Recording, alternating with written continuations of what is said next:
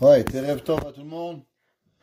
Shiur Le'ilu Nishmat Shalom Ben Rachel, mon arrière-grand-père qui est décédé le 10 Iyar. Donc on prie pour son Neshama que Be'ezrat Hashem il soit Tien Nishmato Tserura Betzrura Haim. Shalom Ben Rachel. Dans le Shir HaShirim, toujours, on est dans la lettre Tzadik. Sophia Ali Chot Beta. Elle a regardé les chemins de sa maison. Velechem Atzlut Lotochel. Et du pain de fainéantise, elle n'a pas mangé. Qu'est-ce que ça veut dire? Sophia Ali Chot Beta. Le Metsudot, il dit Sophia Inyan Habata. Qu'est-ce que ça veut dire le mot Sophia? Il dit que le mot Sophia, c'est pas Sophia. Ce Sophia, ça veut dire regarder. Kemot Sofot Reim Vetovim. Alors, pour pouvoir expliquer qu'est-ce que ça veut dire ce verset, on va un peu extrapoler. Vous savez que dans la vie, il y a deux façons de voir le monde. Il y a une façon de voir le monde qui s'appelle la façon micro, et il y a la façon macro. Qu'est-ce que ça veut dire? Exemple, un enfant, il regarde qu'est-ce qu'il a besoin.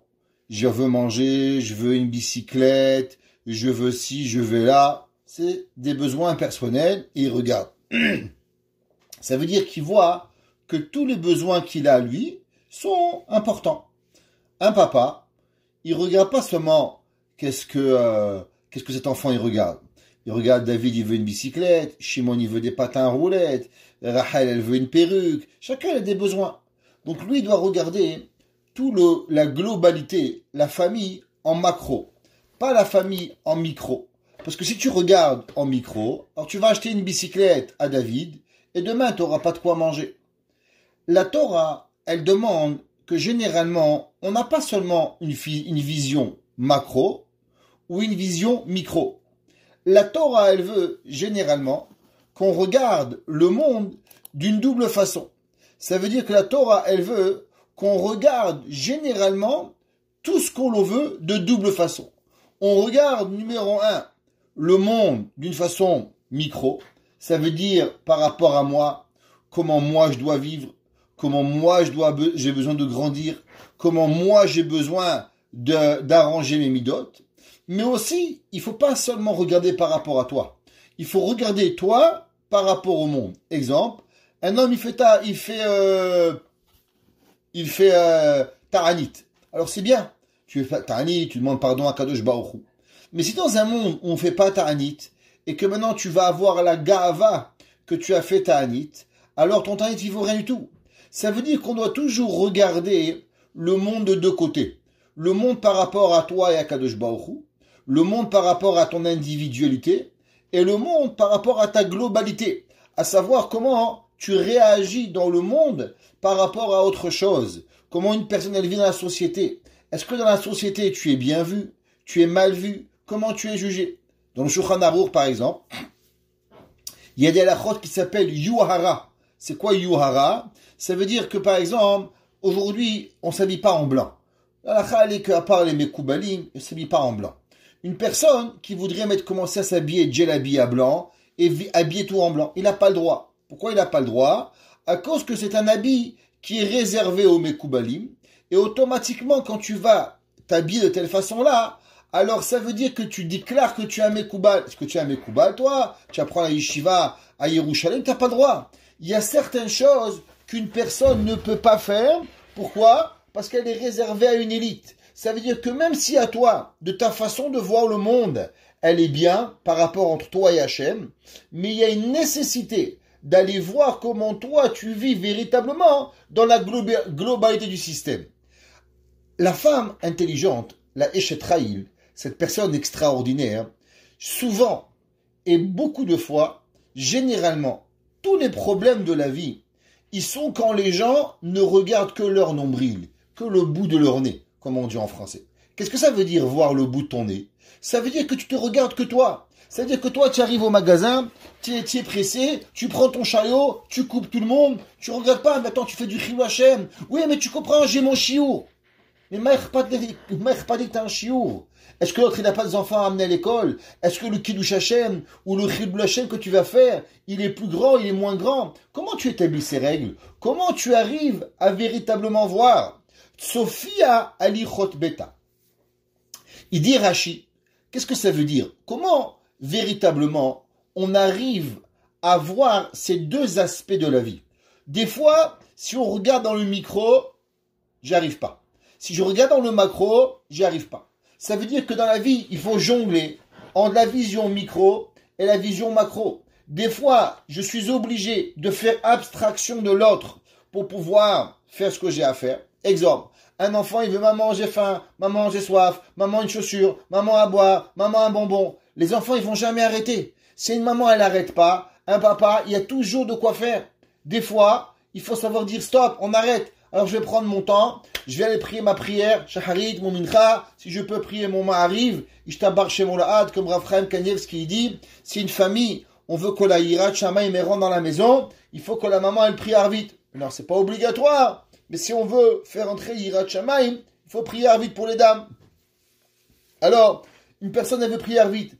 Elle doit arrêter. Ça veut dire que des fois, il faut dire, stop, je vais penser à moi. Je vais penser dans ma prière. Je vais penser à véritablement ce que j'ai besoin, moi, pour Akadosh Baruch Hu. Des fois, si une maman, elle prie pendant 4 heures Shacharit, 3 heures Mincha et 4 heures Arvit, il n'y a ni à manger, ni à boire, ni les enfants sont lavés, c'est le zoo à la maison. Bah, Akadosh Baruch Hu, il veut pas de toi. Tu vois, mais attends, Rabbi, moi, je veux vivre une vie micro. Alors, comment savoir quand est-ce que tu vis une vie macro et quand est-ce que tu vis une vie micro? Comment on peut savoir? On n'a pas toujours un thermomètre comment vivre. Et souvent, les problèmes qui arrivent dans les shalom bayit, dans la maison, dans un travail, le patron, il pense qu'à lui-même, qu'à ses gains. Il oublie qu'il y a des employés. Comment on vit cette vie qui est différente? Il dit Rashi d'abord, Notenet lev. Rashi traduit, qu'est-ce que ça veut dire Sophia? Rashi il avait une question, pourquoi c'est pas marqué Ra'a alichot beta? Généralement, quand on parle de voir en hébreu, on utilise le mot roé, voir. Pourquoi ici, Shlomo HaMelech, il a choisi le mot Sophia? Rashi dit, le mot Sophia, il veut dire Notenet lev. Quelqu'un qui donne son cœur. Ça veut dire que, en vérité, l'homme, la personne, la femme, pour qu'elle puisse comprendre qu'est-ce qui se passe, il y a besoin de pas regarder avec des yeux physiques. Il y a besoin de voir avec des différents yeux. Une autre paire de lunettes. La paire de lunettes, elle n'est pas tes yeux, mais elle est ton cœur. Rachid dit, Notenet lev. Elle donne son corps, son cœur.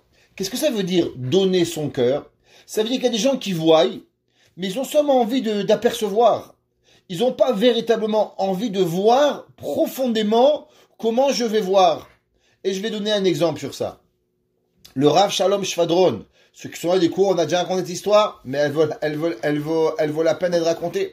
Le Rav Shalom Shvadron, un jour, il était en train de partir à la synagogue, et il a vu un petit enfant tomber par terre. Et l'enfant, il s'est ouvert l'œil, et l'œil, il tombait, le pauvre. Alors le Rav, il prend l'enfant comme ça, il cherche, il prend l'enfant dans les bras, l'enfant hurlait, et l'enfant, il avait dans les mains, en train de chercher le Rav, où était la maman de l'enfant. Alors, à ce moment-là, il y a la maman de l'enfant qui passe, mais elle n'a pas remarqué que c'était son enfant. Et elle voit le Rav avec un enfant dans les bras. Alors, elle lui dit, réfoua chez les mains, et elle passe. Et la femme, elle fait 4 mètres, elle s'arrête, elle dit, mais je comprends pas. Le Rav, il n'a pas de bébé. Il a acquis ce bébé dans la main du Rav. Elle fait demi-tour, elle reva voir, et elle voit que c'est son fils. Et là, elle commence à crier, Chaimke, mon Chaimke, mon enfant. Le Rav lui donne l'enfant. Et à la fin, quand l'enfant il a guéri, il est parti à l'hôpital. Alors, le Rav, il est parti la voir, il lui a dit, madame, j'ai juste une question. Pourquoi au début, quand vous pensez que c'était mon fils, vous avez seulement dit Refoua Shelema? Et quand c'était votre fils, vous avez hurlé. Si vous savez hurler pour la douleur d'un enfant, quelle différence ça fait entre mon enfant ou votre enfant? Entre mon Chaimke et ton Chaimke? Quelle est la différence? Les deux, alors la personne, elle doit pouvoir crier. Ça veut dire qu'il faut donner son cœur pour pouvoir voir.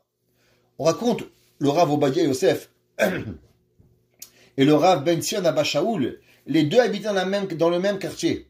Et tout le monde sait que le Rav Obadia était un homme qui avait une concentration dans l'étude qui était anormale. Ça veut dire qu'il pouvait étudier et on pouvait mettre une bombe à côté de lui, il n'écoutait pas.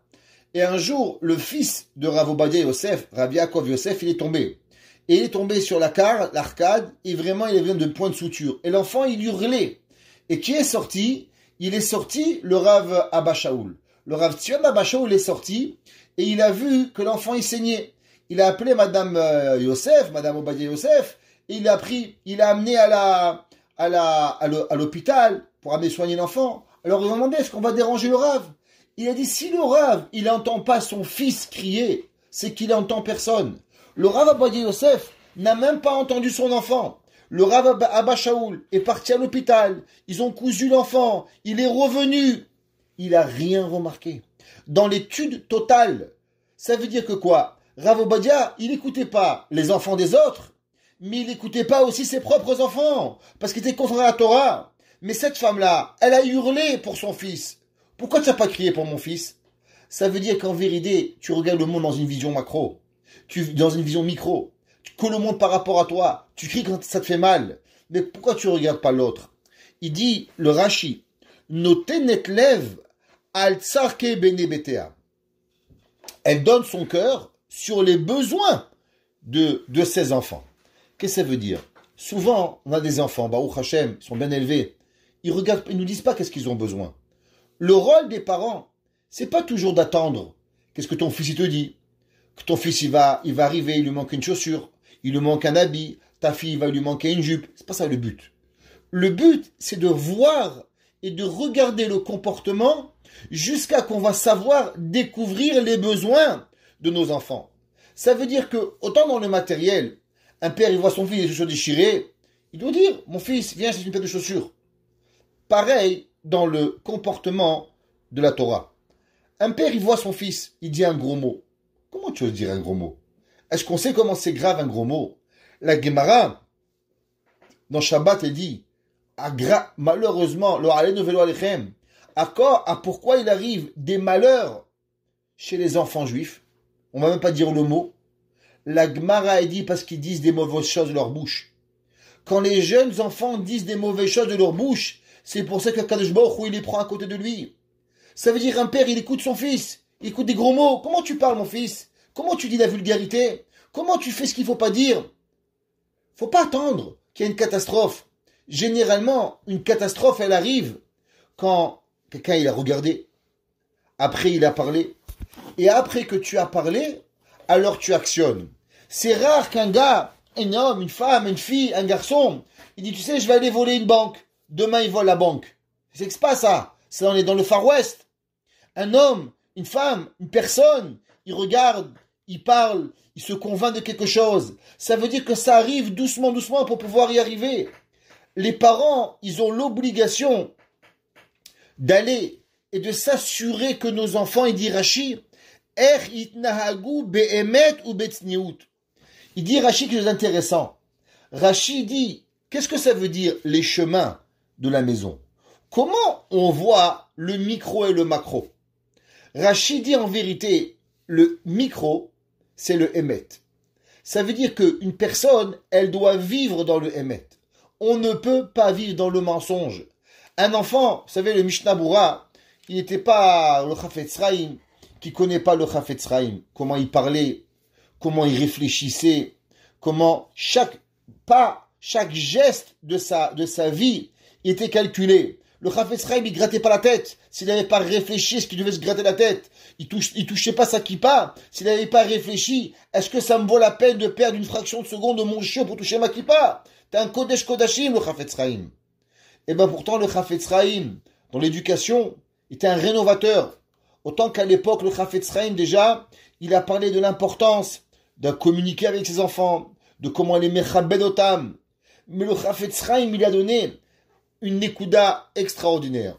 La première nekuda que le Chafetz Chaim, il dit qu'il faut faire excessivement attention où le Chafetz Chaim, il dit même qu'il faut frapper ses enfants. Je dis pas qu'il faut frapper les enfants, mais déjà, même le Chafetz Chaim, il y a 100 ans, qui avait déjà parlé contre les punitions corporelles, le Chafetz Chaim avait dit qu'on a le droit de l'utiliser sur le Emet. Le Chafetz Chaim, il dit dans le Mishnah Berurah que l'homme et la femme ont l'obligation d'être excessivement vigilants sur le Emet de nos enfants. Ça veut dire le Emet, il n'y a pas de passe-droit. Un enfant, il te dit telle chose, on fait. On peut pas faire. Le Chafetz Chaim, pour que vous compreniez cela, un jour, il a demandé à sa fille de lui faire un travail. Le Chafetz Chaim, dans son Emet, vous savez que combien de fois ça arrive, vous achetez un livre, et dans le livre, il y a une page blanche. Alors aujourd'hui, c'est pas grave. Vous allez au magasin, ils vous le remboursent. Même si c'est 10 ans après, le livre, il n'est pas acheté. Exemple, vous achetez un livre, vous avez acheté ce livre, et vous n'êtes pas rendu compte, et vous n'avez jamais lu l'avant-dernière page. Et un jour, vous ouvrez l'avant-dernière page, il y a une page blanche. 30 ans après, vous pouvez aller rendre le livre. Pourquoi? Parce que vous n'avez pas acheté un livre pour qu'il manque une page. Alors le Chafetz Chaim, qui vendait ses livres de Mishnah Berurah, alors il vérifiait chaque livre et livre, il les vérifiait pour pouvoir qu'il manque aucune page. Et généralement, il demandait à ses enfants de l'aider, de feuilleter le livre page par page pour pouvoir le vendre. Alors il a demandé à sa fille une fois, s'il te plaît, j'ai besoin que tu me vérifies un volume, je dois l'envoyer. Sa fille, elle lui a dit, papa, regarde, je vais aller jouer avec ma copine, laisse-moi, si tu veux, je t'en fais 10 après. Maintenant, je vais aller jouer avec ma copine. Tout. Le Chafetz Chaim, il a laissé. Quand elle est revenue, elle a trouvé 10 livres devant elle. Il dit, mais papa, pourquoi 10 livres? Tu as dit 10 livres. Il dit, mais papa, juste je parlais. Elle dit, juste tu parles? Ça veut rien dire juste tu parles. La vie, c'est pas parler. La vie, c'est ce qu'il faut faire. Comment tu peux dire 10, tu vas faire 10. Le Chafetz Chaim, il a dit, le Emet, il faut aller avec cela jusqu'à la fin. Rashi, il dit, qu'est-ce que c'est une maman dans l'éducation? Qu'est-ce qu'elle doit regarder? Sur quoi elle doit aller chercher? Vous savez, autant que c'est important souvent dans l'éducation, de ne pas rechercher rien, de laisser couler, de mettre de l'huile, comme ils disent à Marseille. Mais de l'huile. Pourquoi? Parce qu'il ne faut pas regarder. Des fois, dans l'éducation, il est important que les parents, ils font semblant qu'ils n'ont pas vu. Pourquoi? Parce que si on est trop derrière les enfants, on ne peut pas avancer. Là, vous connaissez la fameuse principe. Choose your battle. Ouais. Choisis ta guerre avec tes enfants. Choisis tes batailles. Perds une guerre, mais perds une bataille, mais gagne la guerre. Comme c'est marqué dans les dictons. Alors, des fois, il ne faut pas regarder. Mais le Chafetz Chaim, il dit qu'il y a 2 critères où les parents ont l'obligation d'aller vérifier. La première, le Emet. Il faut à tout prix aller chercher le Emet. Un enfant, il te dit, j'arrive à 4 heures. Il arrive à 5h30, qu'est-ce qui se passe? Pourquoi tu n'as pas dit la vérité? Ah, tu veux dire, tu as oublié, tu n'as pas la montre. Pourquoi? Comment? Ça veut dire qu'il y a des choses qu'il est important aux parents de faire comprendre que véritablement, c'est pas quelque chose qu'on peut laisser aller. On peut pas être mévater sur le Emet. Un enfant, il doit venir, un mari, une femme, toute notre maison, elle doit être basée sur les critères de Emet, pas sur des critères qui sont véritablement. Et la deuxième chose, il dit le Rashi, tsniout. Mesdames et messieurs, c'est quoi la tsniout? La tsniout, c'est pas seulement la tsniout vestimentaire. La tsniout, c'est comment on parle. La tsniout, c'est comment on regarde. La tsniout, c'est quand on marche. La tsniout, elle est comment on se lève le matin. Il y a des gens, ils se lèvent, c'est un éléphant. C'est pas ça. Quand tu te lèves le matin, tout le monde dort. Ça fait partie des lois de tsniout. De te lever doucement. Fais pas du bruit. Comment tu es? Tu rentres à la maison. Moi, j'ai grandi dans une maison, mon papa qui se levait à 4 heures du matin. J'ai jamais entendu mon père ni rentrer ni sortir. Il se levait à 4 heures du matin.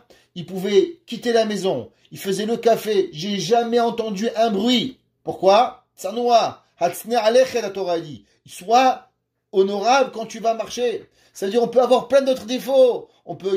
Mais, on doit apprendre des qualités. On doit avoir hatsne alechet. Quand tu marches, quand tu poses ton pied, comment arriver? La Gemara dans Masechet Yoma.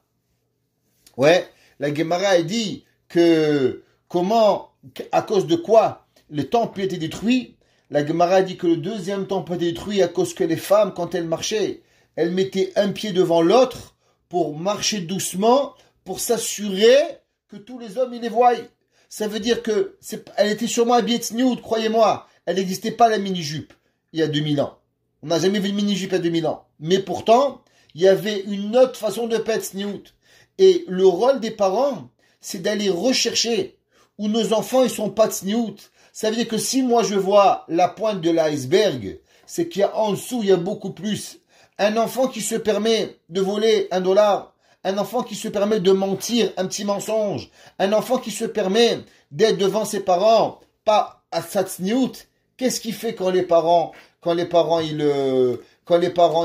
voient pas? Ça veut dire que on doit pas être bête, et on doit savoir, on doit comprendre qu'est-ce qu'il y a à faire. Et c'est pour ça que Rachid dit, Sophia, Ali Chot Beta. Elle regarde les chemins de sa maison. Elle donne son cœur pour pouvoir y arriver. Le Meiri dit comment ils réagissent. Erhit Nahagu. Ça veut dire, comme ça Rashi ramène aussi, c'est que l'on doit voir comment elle se comporte. Est-ce qu'elle est dans le chemin de la vérité? Est-ce qu'elle est dans le chemin de la tsniout? Est-ce qu'il est dans le chemin du emet ou pas? Et qu'est-ce que ça veut dire? Velechem atzlut lotoche. Et elle n'a pas mangé du pain de la fainéantise. Il dit le imredat. Qu'est-ce que ça veut dire sur le principe de Sophia lichot beta? Il dit me ayenet ou mashagachat kol seder beta. Une bonne personne, c'est quoi un directeur? Quelle différence entre un employé et un patron? Un employé, il est employé à faire une tâche. Qu'est-ce qu'il fait? Il est employé à tamponner. Maintenant, à côté de lui, il y a une table qui se casse, rien à foutre. Il n'est pas intéressé. Pourquoi il n'est pas payé pour ça? Un directeur, il veut s'assurer que tout va bien. Il dit, le but c'est de regarder que tout va bien. Ou kelach abayit shu mesudarim veolchim al ofen raoui ve'alechem asher yochelet eno asui ba'atzela. Elle ne le fait pas avec fainéantise. Aval ou asui bechochma kedei lishmor biriuta ou biriut anshe beta. Il dit le imredat, on va le voir dans le Zera Shimshon, c'est qu'il y a deux genres de gens qui cuisinent. Il y a des gens qui cuisinent pour se débarrasser de la cuisine. Et il y a des gens qui cuisinent pour s'assurer que les enfants, le mari, elle-même, son pain, il est différent. Il n'y a pas de fainéantise à l'intérieur.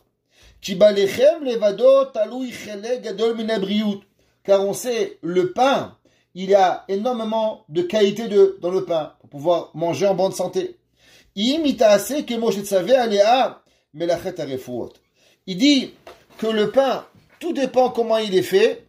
Eh ben, le pain, il a un différent goût. Vous savez, aujourd'hui, il y a des gens, ils achètent la levure. Là, levure en sachet. Ça détruit le moelle de ventre. Les gens qui ont IBS, qui ont des problèmes de ventre, ils vont vous dire tout de suite, ce pain, il n'est pas fait avec de la bonne levure. À l'inverse, les gens qui achètent de la très bonne levure, qui est millénaire, qui font venir de Monsi, d'autres choses, il y a des gens qui ont, eh ben, le pain, il n'est pas le même. Il a un autre goût, il fait pas mal au ventre. Pourquoi? La différence, elle est ce qu'il a pris le temps. Comment tu as tamisé la farine? Comment tu fais? Il dit, velechem atzlut lotochel. Il dit, une qualité parmi d'autres, c'est que non seulement elle regarde l'éducation des enfants, mais même elle regarde la conséquence de comment véritablement, alors, elle cuisine. On peut se débarrasser, on met du poulet au ketchup, et on balance au four pendant 1 heure, ou bien on fait mieux. Un s'appelle lechem atzlut, et un c'est pas lechem atzlut. Un jour, j'ai failli m'évanouir. J'étais un jour à pizzeria avec mes enfants. Ma femme, peut-être mes enfants étaient tout petits. Il y a au moins 20 ans cette histoire. Au moins. Et on était à une pizzeria, et une femme devant nous. Alors la femme elle est au téléphone, elle parlait pas. D'un coup il y a une paille de pizza qui arrive. Top, une grande paille. Et là ses enfants ils rentrent. Elle dit à son téléphone, ah désolé, je dois préparer le souper à mes enfants. Et elle coupe la pizza, elle la met sur une assiette à ses enfants. Ça s'est préparé un souper. Un enfant il entend ça. que quand tu prends une paille de pizza sur une assiette, t'appelles ça à préparer, souper à tes enfants, ça c'est du lechem atzlut. Qu'est-ce que tu veux qui va sortir de cet enfant? Qu'est-ce que tu veux qui va sortir? À part qu'il va devenir un plus grand feignant que toi. Et je me trompe pas. 20 ans plus tard, l'enfant il est encore plus feignant que la mère. Pourquoi? Parce que y a rien. Il y a pas un enfant qui rentre à la maison. Il voit la table elle est mise. Il voit le souper qui est prêt. Il voit qu'on lui a mis une bouteille d'eau. On a mis des verres à la maison. Qu'est-ce que ça fait tout ça? L'enfant, il regarde avec tout. L'enfant, il voit combien la maman elle a investi. Quand il mange pas du poulet. Il mange pas du pain. Quand il mange de l'amour. Il mange du travail. Il mange la volonté de véritablement vouloir arriver à faire quelque chose. Ce qui était avec nous la semaine dans le cours, dans Parashat Tazria, on avait expliqué quelle est la raison. Pourquoi il dit Isha ki Tazria veyaled hazachar, qu'une femme elle va enfanter un garçon. La Torah elle veut t'apprendre. Pourquoi tu deviens témé Anida? Pourquoi une femme dès qu'elle accouche c'est difficile? Pourquoi tout ça arrive? C'est pour que l'enfant dès qu'il vient dans ce monde il comprend que le monde il n'est pas facile. Le monde, la maman elle doit comprendre que l'éducation ça prend du temps. Le papa il doit comprendre que ça vient avec des efforts. On peut pas qu'un enfant il voit à combien ses parents lui donnent de l'affection, ils lui donnent de l'amour, ils ont préparé pour lui. Or son cœur, il n'est pas rempli de manger. Son cœur, il est rempli d'affection extraordinaire. C'est vrai, arrêter ici et un peu bifurquer sur un autre sujet. Shlomo HaMelech, le grand roi Shlomo HaMelech, il a écrit Shir HaShirim. La question qui est demandée, pourquoi David HaMelech, il n'a pas écrit Shir HaShirim? Qu'est-ce qui a causé que Shlomo HaMelech, il a eu besoin d'écrire Shir HaShirim? Et quelle est la raison pourquoi David HaMelech, lui, il n'a pas trouvé le besoin d'écrire Eshet Chaim? Quelle est la raison? Vous savez, on raconte que souvent, les gens ils pensent que les religieux, on est un peu retardé, on traite mal nos femmes, on traite mal nos épouses. Les gens qui vivent pas dans le monde de la Torah, ils croient souvent que les pauvres femmes religieuses, meskenot, elles sont au service et elles sont des esclaves. Lo alenu velo alechem, c'est pas vrai. Chez nous, le ikar, la aker et tabaït, c'est la maman.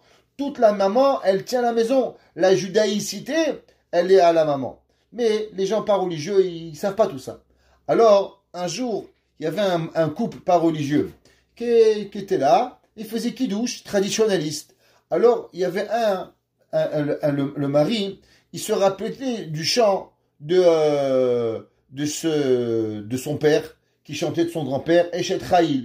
Alors, il baragouinait quelques mots, et un jour, il est parti dans un magasin juif, et dit, voilà, mon père, il chante un chant, Eshet Chaim, vous vous rappelez qu'est-ce que c'est ça? Il lui chante un peu la mélodie. Alors, le vendeur, il dit, bien sûr, il y a un fameux chant qu'on chante tous les samedis soirs. Alors, il dit, vous le voulez en français ou en hébreu ou en anglais?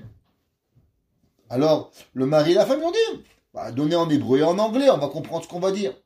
La femme, elle a lu le Eshet Chaim, et elle a vu à combien la Torah, elle remercie la femme. La femme, elle s'est fatiguée à cuisiner Shabbat. Pourquoi vendredi soir, on dit Eshet Chaim? Au moment où le mari rentre à la maison, au moment où le mari, il voit une table, il voit des salades, il voit du poisson, il voit des chalotes, il voit des bougies, il voit tous les enfants habillés, repassés, la chemise, les draps faits. Comment tu peux te taire? Comment t'as pas envie de dire Eshet Chaim? Comment, naturellement, même s'il ne serait pas écrit, il faudrait que tu aies envie de le composer? Ça veut dire, il y a un gars, il est là, il est mort. Mais quand tu rentres chez toi, et que tu vois cette beauté de tout ce qui s'est passé, de l'investissement, qui n'est pas lechem atzlut tochel, c'est juste tout ce travail, c'est ce que tu as fait, l'homme il a besoin de ressentir le besoin de dire merci. Alors cette femme-là, elle a vu à combien la Torah elle honore la femme, alors elle a lu un peu plus sur Eshet Chaim, et elle est devenue religieuse, grâce à ce chant extraordinaire de Eshet Chaim. Il y a encore une autre question qu'on pourrait se demander. Shlomo HaMelech, il a écrit Eshet Chaim. Pourquoi tous les rabbins n'écrivent pas des remerciements à leurs femmes? Pourquoi vous n'avez pas, vous savez, le Rambam, Maïmonide, Maïmonide, on connaît rien sur sa femme. On connaît sur son frère, par exemple, Rabbi David. Ouais, on sait qu'il est mort. On sait qu'il avait une femme, que le Rambam, lui, il s'est occupé de sa belle-sœur quand son frère il est mort. Pourquoi on connaît rien de la femme de Rachi? On connaît plus sur les filles de Rachi, mais on connaît rien sur la femme de Rachi. Comment ça se fait que la Torah, elle ne nous raconte rien? Pourquoi la Torah, elle ne nous raconte pas de la femme de Pinchas? Pinchas ben Elazar ben Aaron HaKohen. Pinchas, il a vécu 400 ans. Comment c'est que la Torah ne nous dit pas cette femme extraordinaire?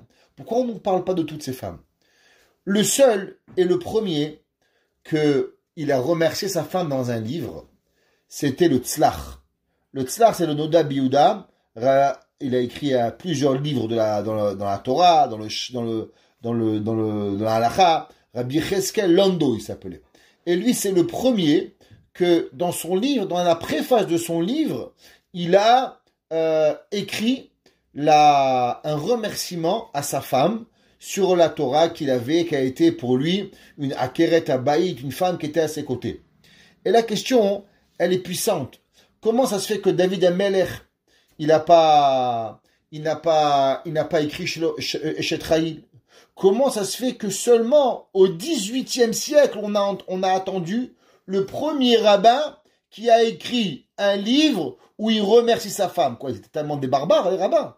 Comment c'est possible? Le Rambam, il a écrit pourtant dans son livre du Rambam, Tsarich Adam le'ehov et ishto kegufo, ou tsarich lechabeda yoter migufo. Un homme, il doit aimer sa femme comme soi-même, mais il doit honorer sa femme plus que lui-même. Ça veut dire, exemple, il y a deux pauvres, ils n'ont pas de quoi s'habiller, ils ont un sous-vêtement. Qui le met, l'homme ou la femme? La femme. Un homme, il n'a pas de chemise, il y a une chemise. Qui c'est qui le met, l'homme ou la femme? La femme. La femme a des droits sur le mari beaucoup plus grands. Alors comment ça se fait que le Rambam, qui avait un honneur tellement grand aux femmes, le Rambam, il a écrit, tu as des droits plus que moi. Comment le Rambam, il n'a pas pu écrire, salut, je remercie mon épouse qui était là, sympathique avec moi, qui m'a aidé. Pourquoi il n'a pas écrit un petit mot pour son épouse? Quelle est la raison de tout cela? On va essayer d'expliquer de deux façons la raison. En vérité, les deux se complètent l'une avec l'autre.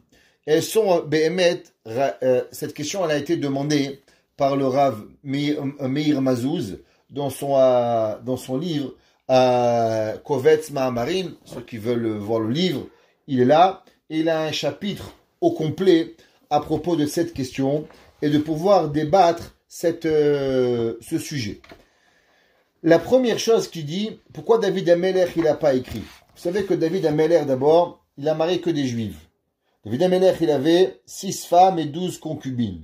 18 en tout, et il respectait exactement la halakha. Shlomo Amelech, lui, il avait des milliers de concubines, va'alimot en mispar. Il avait des femmes qu'il a mariées pour un soir qui était moins que des concubines, à ne plus en finir. Il avait énormément de femmes. Shlomo Amelech, pour qui il a écrit Eshet-Chayil? Vous vous rappelez, on avait rapporté au début. D'après certains, il a écrit pour Bathsheba, sa mère. Au début du chapitre de Shir HaShirim, le chapitre de Eshet-Chayil, c'est le chapitre 31. Vous vous rappelez, on avait déjà rapporté, mais il commence pas au milieu. Les premiers versets, du verset 31, du chapitre 31, là-bas c'est marqué dans le verset 2, chapitre 31, 2, Ma biri ou ma bar bitni. Qu'est-ce qu'il est, mon fils? Ou ma bar bitni. Et qu'est-ce qu'il est? Le fruit de mes entrailles. Ou me banedarai. Et qu'est-ce qui s'est passé? Celui qui est le fruit de mes vœux. Il dit Rashi, Mazot asita vigata shata beni velo ben avicha. Qui a parlé? A parlé Bathsheba. Bathsheba, elle a dit à Shlomo Amelech, pourquoi tu dis aux gens que tu es mon fils? Tu devrais dire que tu es le fils de David Amelech. Moi, je veux pas que tu es mon fils. Akol Odin Shavicha Tzadik Gamuraya. Tout le monde y savait que tu es ton père David Amelech, le roi David Melech Israël, Haïv Kayam, le roi David Akadosh Baruch Hu, il a ramené la Meloucha dans le monde. Quand on dit Baruchata Hashem Elokeinu Melech Haolam, roi du monde, qui comprenait qu'était le roi du monde, que David Amelech. Ve'im ata rasha, yomro imo garmalo. Elle lui a dit, le Bathsheba, dis pas que t'es mon fils. Dis tu es ton père. Pourquoi? Comme ça, si tu vas dire que tu es mon fils et tu vas pas devenir un bon enfant, alors les gens ils vont sûrement dire pourquoi il est mal sorti? Pas à cause de son père. Sûrement qu'il a appris de sa mère qu'elle est mauvaise. Donc, s'il te plaît, ne me fais pas honte. Moi, je suis pas une mauvaise femme. Et si tu sortiras mal, c'est seulement grâce à cause de toi, pas à cause de moi. Moi, j'ai aucun causé que tu sois un mauvais garçon. Barbitni. Kol neshe avicha. Kevan shimit abrot enan. Shavot et tashmish vaindahatim nichlasti. Elle lui dit, moi, je me suis battu pour pouvoir arriver. De quoi on parle? On sait que Bathsheba, elle était la maman de Shlomo HaMelech. Et la Gemara nous raconte que le soir où David HaMelech, il s'est marié avec la Malkat Sheva, la reine de Saba, et c'était le jour de l'inauguration du Mishkan, du Beth Amikdash. Elle n'a pas voulu que son mari, il se lève tôt le matin. Alors, elle a décoré la fenêtre avec toutes les planètes qui pouvaient exister à ce moment-là. Elle a mis un tissu opaque pour faire croire à son mari qu'il était encore nuit, pour que son mari passe plus de temps avec elle et il ne se lève pas. Tout le monde attendait l'ouverture du Beth Amikdash, 5 heures du matin, 6 heures du matin, 7 heures du matin, et Shlomo HaMelech, il n'arrive pas. Ils sont partis voir Bathsheba, ils ont dit, Bathsheba, ton fils il dort. On a besoin des clés pour ouvrir le temple. Qu'est-ce qu'elle a fait Bathsheba? Bathsheba, elle rentre dans sa chambre, elle a pris son fils, le roi, pif, paf, à coup de gifle, et elle lui a dit, Ma bar biri ou ma bar bitni. Pourquoi tu me fais cette honte? Les gens, ils vont dire que c'est à cause de moi que tu es mal sorti. Et le Midrash, il dit non seulement elle a mis des gifles, mais elle a accroché à un poteau et elle a fouetté son fils, Bathsheba. Tout le chapitre, de début de chapitre 31, il parle de Bathsheba. Shlomo HaMelech, il nous apprend une grande règle. Quelle est la règle? Shlomo HaMelech, il avait 1000 femmes. Va'al yamot en mispar. Et des concubines à n'en plus finir. Mais à la fin de tout ça, il a dit Shlomo HaMelech, Eshet chayin mi yimtza. L'homme, il va chercher des raisons. Shlomo HaMelech, il cherchait plusieurs raisons pour se marier, pour faire la paix. Il avait des belles femmes, mais il n'a pas connecté avec une personne. Il a dit, Shlomo HaMelech, tout ce que j'ai vécu dans le monde, pourtant j'ai pas su connecter avec une personne. Une personne qui a compris qui, que, quand, quoi, comment, les détails de la vie. Sophia Alichot Beta, elle a compris au jour où j'ai déraillé, elle est venue à m'a ramener à l'ordre. Comment faire? Ma béni ou ma barbitni? Est-ce que ça c'est mon fils? C'est pour ça que je t'ai enfanté sur cette terre? Pour que tu dormes? C'est pour ça que je me suis battu pour toi, pour que tu sois roi? Pour que tu manges de la pastèque le matin? À quoi ça sert? Ma béni. Shlomo HaMelech, il a écrit parce qu'il a pu comparer. Ça veut dire que souvent, les gens ne peuvent pas comprendre comment les gens sont bien tant qu'ils l'ont pas vu. David HaMelech, il a parlé de son épouse. Il n'avait pas besoin. Parce que Bathsheba a été tellement une grande personne que David HaMelech, il n'avait pas avec quoi comparer. Il vivait une vie tellement pure que pour lui, vivre, il était Bigdusha, Betahara, il avait une femme extraordinaire. Toutes les femmes de David HaMelech, Abigail, et ainsi de suite. David HaMelech, il n'a pas eu besoin d'écrire. Shlomo HaMelech, à cause que Shlomo HaMelech, il a vu d'autres choses. Il a pu comprendre que ça veut dire une relation homme-femme, qui est un petit peu perturbée, et qui n'est pas à la hauteur de Bathsheba. C'est pour ça que lui, il a écrit Behemet, Eshet Chaim mi Yimtza. Pourquoi tous les rabbanim, ils n'ont pas écrit sur leurs femmes? Il y a plusieurs raisons. La première raison, elle est rapportée dans les Sfarim, que le Rambam, on ne connaît rien de sa vie. C'est pas que ces enfants du Rambam nous ont expliqué qu'est-ce qu'il a vécu le Rambam. Rashi. Est-ce que vous savez qu'il était vigneron, Rashi? Si c'est pas que ses petits-enfants, Rabbeinu Tam, Rashbam, Rivam, même le nom de sa deuxième fille de Rashi, on ne sait pas. Est-ce que vraiment elle s'appelle Yocheved ou pas? C'est une marloquette. On n'a pas vraiment d'idée. Pourquoi? Parce que Rashi et le Rambam, le Tosfot, ils n'avaient qu'une idée en tête. Nous infliger et nous influencer de Torah jour et nuit. Une Torah émet. Une Torah où ses sentiments ne passent pas. Est-ce que Rashi vous a expliqué, tu sais, Parashat Tazria, Metzora, je t'ai pas trop expliqué bien parce que j'avais mal au ventre? C'est pas intéressant ton mal au ventre. Il y a des gens, ils ont mal au ventre, le monde il s'arrête. Qu'est-ce que t'en fous de ton ventre? Et ton ventre n'est pas important. Qu'est-ce que je m'en fous de ton pied? Il n'est pas important. Rashi, le Rambam, Tosfot, le Ritva, le Rashba, le Ramban, tous ces géants de la Torah, ils n'avaient qu'une seule envie, donner la Torah Témet. Et c'est pour ça que même parler de leurs femmes, c'est pas Chas Veshalom, même de leur propre vie, on ne sait rien. Ils sont restés totalement anonymes de leur vie, si ce n'est que de nous enseigner la Torah à l'état pur. Une autre raison que c'est ramené, pourquoi les géants de la Torah n'ont pas parlé de leur épouse. Pourtant, comme on a rapporté, le Tzlach, le Noda Biouda, Rabbi Cheskel Lando, il a oui fait. Quelque part, c'est du positif, et on va essayer d'expliquer. Vous savez comment on va expliquer que tant qu'il y a aussi longtemps qu'on ne comprend pas ce qu'on n'a pas, alors aussi on ne comprend pas ce qu'on a. Ça veut dire que le bien devient le bien seulement et uniquement quand il existe le mal. Ça veut dire qu'une personne qui n'a que du bien, il ne pourra jamais comprendre que c'est du bien, que seulement le jour où il va avoir un peu de mal, alors il peut apprécier. Vous vous rappelez, un jour on avait expliqué pourquoi on trempe la pomme dans le miel. Pourquoi tu prends de la pomme? Pourquoi tu prends pas que du miel? Le but, c'est d'avoir une bonne année. Alors pourquoi tu manges de la pomme? T'as qu'à prendre une cuillère de miel, t'as qu'à la manger. Pourquoi tu prends de la pomme? La réponse, elle est, c'est que la pomme, elle est acide.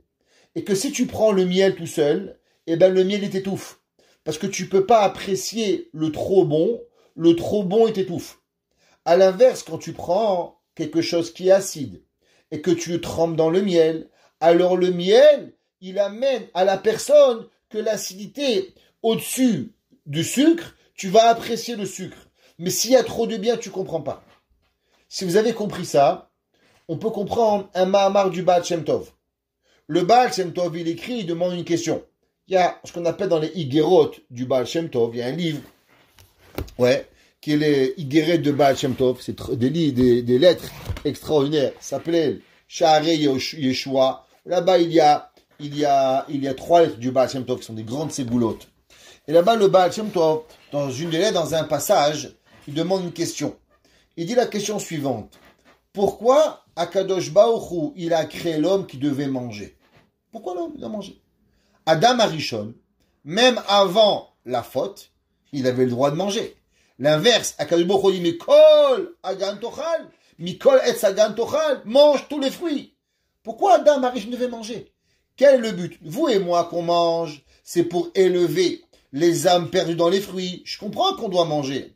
Mais quelle est la raison pourquoi Kadosh Baruch Hu, il a créé à la base un être humain qui a besoin de manger? Pas besoin de manger un être humain. T'as qu'à créer un être humain qui voit, qui marche. Pourquoi tu le fais manger? Adam Arishon, les malachim, ils lui créaient des steaks. À quoi ça sert tout ça? Pourquoi la Gemara dans Masechet Sanhedrin 58b, elle nous parle du menu d'Adam Arishon? Qu'est-ce que les malachim lui donnaient? De la viande, des steaks. Pourquoi tout ça? C'est quoi le but? Il explique le Baal Shem Tov, on s'est marqué bébé dans le Baal Toldot au nom du Baal Shem Tov, que l'homme, son but, c'est d'être excité. En hébreu, on appelle ça mitlahev, de s'enflammer, de s'enflammer pour pouvoir être proche d'Akadosh Baruch Hu. Mais si l'homme, il est tout le temps enflammé, à la fin, il apprécie plus Dieu. Pour pouvoir vivre l'inflammation avec Kadosh Baruch Hu, l'homme, il doit avoir des montées et des descentes. Il doit se rapprocher d'Hachem, et quand il se rapproche d'Akadosh Baruch Hu, alors après, il mange, il vit pour son corps, c'est un éloignement d'Akadosh Baruch Hu, et après l'homme, il va de nouveau se rapprocher d'Hachem. Ça veut dire que l'homme, il doit avoir un rapprochement, un éloignement, un rapprochement, un éloignement. Et quand il mange, il boit, il s'occupe de son corps, alors il s'éloigne un petit peu de Dieu pour pouvoir retrouver de nouveau la passion de Akadosh Baruch Hu. Ça veut dire que si l'homme, il est toujours dans le sens où il est dans le bon, eh ben il n'apprécie pas. Il explique le Rav Meir Mazouz, quelque chose d'extraordinaire. C'est bien et c'est pas bien. Ça veut dire que, quelque part, pendant des générations, les gens vivaient tellement en harmonie avec leur époux et leur épouse, c'est que ça venait même pas à l'idée de quelqu'un de remercier sa femme. Pourquoi? Pas parce que chas v'shalom, sa femme n'était pas importante. Parce qu'il était clair, net et précis, que tu remercies pas quand tu respires. Pourquoi tu remercies pas quand tu respires? Pourtant l'oxygène, si elle n'est pas là, tu meurs. Mais tu comprends que l'oxygène, c'est la vitalité. Akadosh Baruch Hu, il peut pas créer des humains et pas créer l'oxygène. Si tu crées pas l'oxygène, tu vas me tuer, après tu me fais descendre. Ça veut dire que la nécessité de la personne, elle est nécessaire, et pourtant plus, moins on l'apprécie. C'est quoi on l'apprécie? Ça veut dire que moins je prends du temps à remercier Akadosh Baruch Hu. Je fais une bracha sur Sheakol, je fais une bracha sur Amotzi, je fais une bracha sur Maisonot, mais je fais pas une bracha sur l'oxygène. Pourquoi pas? Pourquoi je remercie pas Akadosh Baruch Hu, Baruch Ata Hashem, Elokeinu melech haolam, Shebara Hamtzan, qui a créé l'oxygène? Pourquoi pas? Mais tu vis tous les matins. La réponse, c'est puisque c'est tellement nécessaire que tu ne peux plus comprendre et que tu peux pas vivre sans, alors ben mec, tu peux pas remercier Hachem, parce que c'est ta vie. Jusqu'au XVIIIe siècle, les hommes et les femmes, ils ont compris que véritablement, l'homme et la femme ne peuvent pas vivre l'un sans l'autre. Une femme, elle n'est pas une femme sans un mari il n'est pas viable sans sa femme. Parce que tu as un demi-ben Adam, tu as un demi-humain, t'es un moins que rien. T'as pas une femme, et ben t'es rien. Matzah Isha, Matzah Tov. T'as pas de femme, tu n'as pas de Tov. Tu peux appeler rien du tout. Un homme, il peut pas exister. Kilo Tov, Liot Adam Levado. Un homme, il ne peut pas être quelqu'un de bien. Il ne peut pas être quelqu'un de réfléchi. Il ne peut pas être quelqu'un de construit. Un homme, il a besoin de la critique. Un homme, il a besoin du regard extérieur. Un homme, il a besoin de pouvoir parler, de se sentir aimé, de se sentir apprécié. Et qui c'est qui le construit? Eh bien, tout ça, c'est ta femme. Comment une femme elle se construit? À travers son mari. Son mari qui lui dit je t'aime, son mari qui lui fait des compliments, son mari qui va lui donner, son mari qui va être là. Et ensemble, il devient. Donc quand tu vois un homme épanoui, tu dis mais comment il arrive à écrire le Rambam? Comment il arrive à écrire Rashi? Comment il arrive à écrire Tosfot? Comment il arrive à écrire le Rashba? Comment on arrive à écrire des commentaires tellement? Comment Rabbi Shimon Bar Yochai, il arrive à être dans une Mehara pendant 13 ans? Comment Rabbi Eliezer, il arrive? Comment c'est possible? Eh bien la réponse, c'est qu'il devait être parfait. Comment on est parfait? Comment on frôle la perfection? C'est parce que tu as quelqu'un à tes côtés qui te fait grandir à tous tes niveaux. Parce que tout seul, t'es rien. Ça veut dire que tu es construit. Et comment tu es construit? Eh bien c'est grâce à ton épouse. Ça veut dire que tous ces Gedolim, ils n'ont pas eu le besoin de parler de leur épouse, parce que quand tu voyais un homme épanoui, tu savais pertinemment qu'il y avait avec lui une femme épanouie. C'est impossible autrement. S'il n'y a pas de Shalom Bayit, tu ne peux pas y arriver. Maintenant, au début du XVIIIe siècle, on a commencé à changer la tête des humains. On a commencé à comparer. On a commencé à baisser la tsniout dans le monde. On a commencé la réflexion extérieure. Le monde juif s'est mélangé au monde goy. Et chacun a commencé à se poser des questions. Et quand on se pose des questions, on commence à comparer. Et quand on commence à comparer, alors on commence à comprendre que même les choses normales de la vie, ou bien qu'on croyait qu'ils étaient normales, alors on voit qu'ils ne sont pas normales. On voit véritablement que sans elles, je ne peux pas l'avoir. Ça veut dire que quand on a commencé à nous faire voir des gens qui vivaient seuls, quand le monde a dit pourquoi tu te maries, pourquoi le monde a décidé on va libérer les femmes, quand on va commencer à inventer des systèmes de vie, Rahman al-Islam, où des hommes et des femmes, un monde qui est débile. Alors là on dit waouh, mais il faut que je remercie ma femme, faut que j'arrive à comprendre qu'est-ce qui se passe. Parce que si j'ai pas le contraste du bien et du mal, alors je comprends pas combien c'est important. Tant que tu bouges pas le nez d'un homme qui n'arrive pas à respirer, il comprend pas. Tant qu'un gars il n'a pas reçu une pneumonie, il comprend pas ce que c'est difficile de respirer. Il pense que c'est normal. Le jour où tu as une pneumonie, le jour où tu as attrapé une bronchite, le jour où tu prends le Covid, t'arrives plus à respirer. Tu dis waouh, je t'ai marché molal. L'oxygène, c'est pas gratuit. L'oxygène, ça coûte cher. À quel moment il faut que je le remercie, même sur tout ce que j'ai. C'est pour ça que, tant et aussi longtemps que toutes ces personnes, et que le monde, il vit dans un monde normal, alors on n'a pas eu ces besoins. Mais le jour où Chachamim, ils ont compris que Behemet, le monde, il est un petit peu devenu fou, et que trouver et être en complicité, d'être marié un homme et une femme, il devient vital. Alors c'est pour ça, Behemet, que les Chachamim, ils ont commencé à écrire dans leurs livres des vies, parler de leur vie. Parce qu'on doit avoir un exemple de bonne personne. Aujourd'hui, les gens, c'est quoi une bonne personne? C'est quoi le monde? C'est qui? Les acteurs de cinéma qui se divorcent 4 fois, qui se marient 6 fois, et qui ont des femmes et des enfants avec tout le monde, qui sont, on a juste à voir le monde MeToo, toutes les plus grandes vedettes du monde, elles ont été massacrées avec on les a dénoncées, dénonciation d'abus, Rahman al-Islam, qu'on veut même pas dire le mot de notre bouche. C'est qui le monde? C'est quoi l'exemple? Les gens avec quoi on a écrit des livres, on a donné des noms. Aujourd'hui, on est en train de remettre en question des avenues, des aéroports à des personnes qui étaient des voyous. Mais c'est quoi le monde? Qu'est-ce qui s'est passé? Il se passe qu'aujourd'hui, on a créé un ballon. Ce ballon est en train d'exploser parce qu'il n'y a plus de réalité. Quand il n'y a plus de réalité, on ne sait pas qu'est-ce qui est bien et qu'est-ce qui est mal.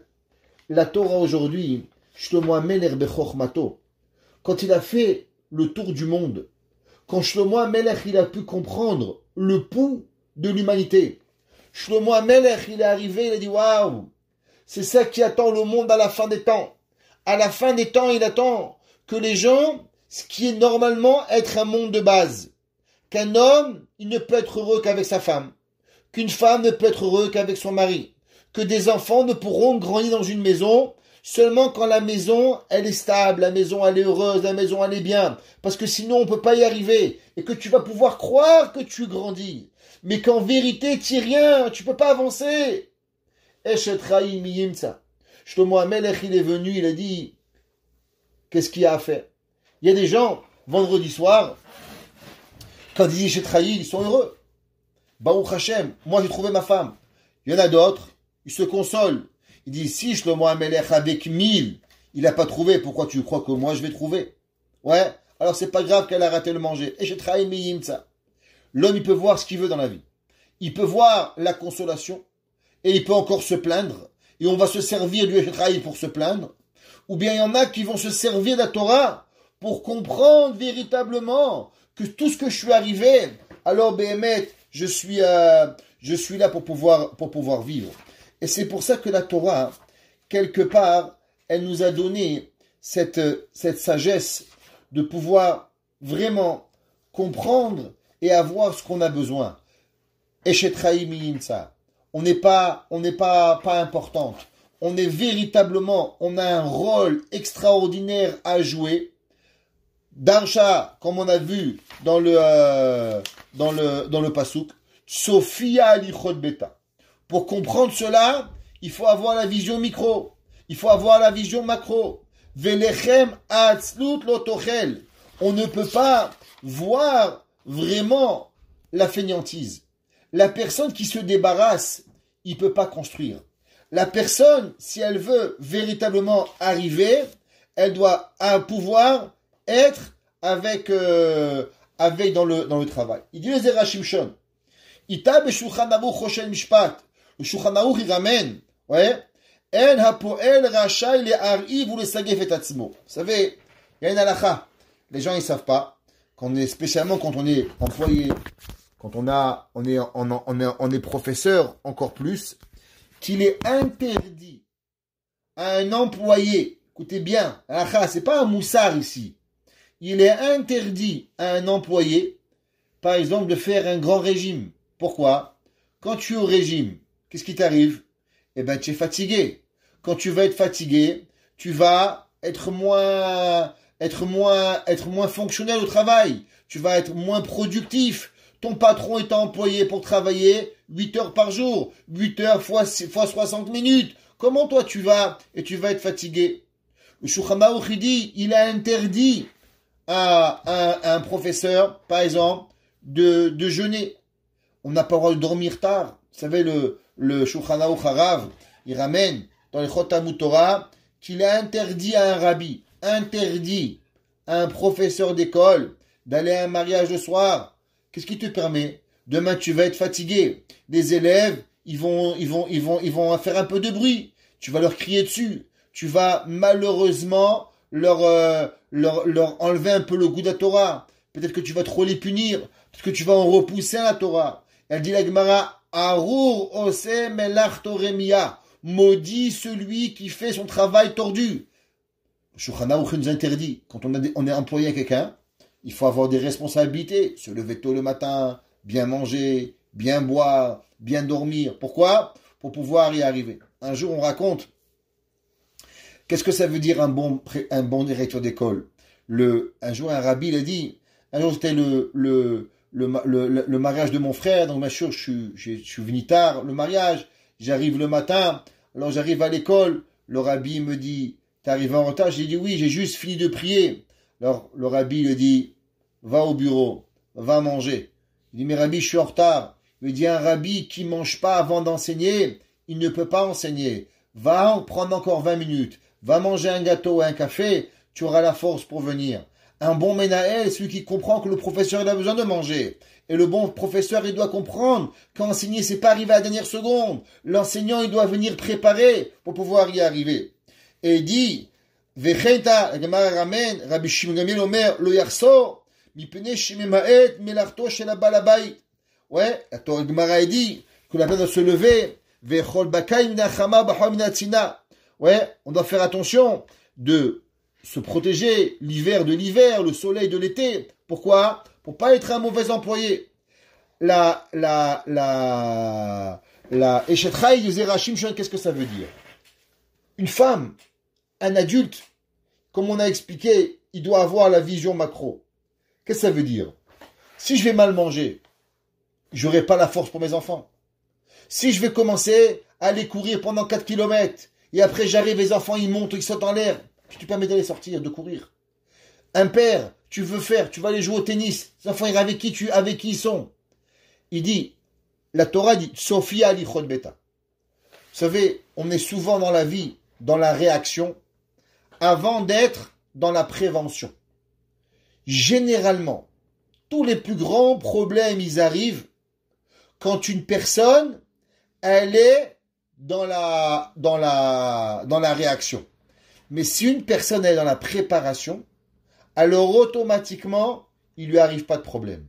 Ce qui rappelle avec dans le Ramchal, le Ramchal il avait dit que toujours quand on arrive à être préparé, alors on n'a pas de problème. Mais quand on agit à la dernière seconde, c'est là que toujours les problèmes ils arrivent dans la vie. Le Shlom Bayit c'est comme ça. Si on se lève le matin et on perd de temps et à la fin le mari rentre et on n'a pas à manger, on n'a pas à boire, on ne sait pas qu'est-ce qui arrive, alors on est paumé. Alors on ne sait pas qu'est-ce qui se passe, on a des problèmes.